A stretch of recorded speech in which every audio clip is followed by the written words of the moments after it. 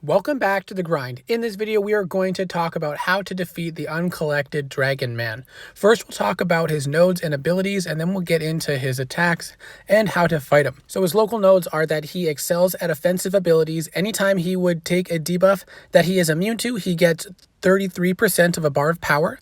Then he has fight or flight. So every 12 seconds, there is an unstoppable buff lasting 4 seconds, and it will go to him if you're close to him, or to you if you're far enough away. And then the last one is that anytime you parry, you will get a disorient debuff on you. Now to go into Dragon Man's abilities. So for different buffs that you have, you will get different effects on Dragon Man, so you can look at those specifically, but the important stuff we'll go over is if you have Armor Break Champion, every time you apply an Armor Break, you will be taking 166 degeneration damage every 0.5 seconds for the duration of the Armor Break, and it is increased if you have a Cosmic Champion. Another important thing to note is that he gets a power charge at the start of the fight and every 12 seconds, and that causes him to get increased power regeneration, but if you stun him at the beginning of the fight, then you get rid of that charge. And then it goes on cooldown, and 12 seconds later will go active again, and you'll need to re-stun him to remove it once again. So you have to pay attention to that and try to time stuns to get rid of that power gain. Another important thing to pay attention to is that when you get knocked down, he does become unblockable for a short duration.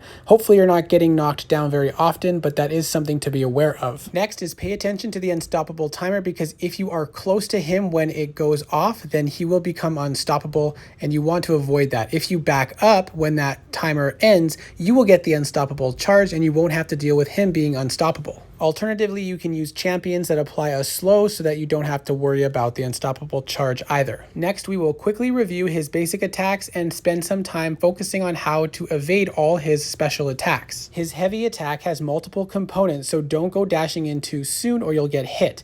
His basic attacks include a swipe, a couple basic hits, and another swipe downwards. Looking at it slower, a swipe down, he headbutts, an upward swipe, a tail hit, and then a downward smash. This is important if you pay attention to strike matching for when you're cornered, or just to know when to go back in after a combo. His special one is pretty easy to evade, but it does cover a long range. It's actually 5 components. The third and fourth of which are 2 back-to-back strikes. The first is a tail swipe, and then a downward slash, and then 2 arm swipes and another tail swipe. This is probably the easier one to evade, but you do need a lot of space because he covers a lot of range and you don't want to be backed into a corner for this.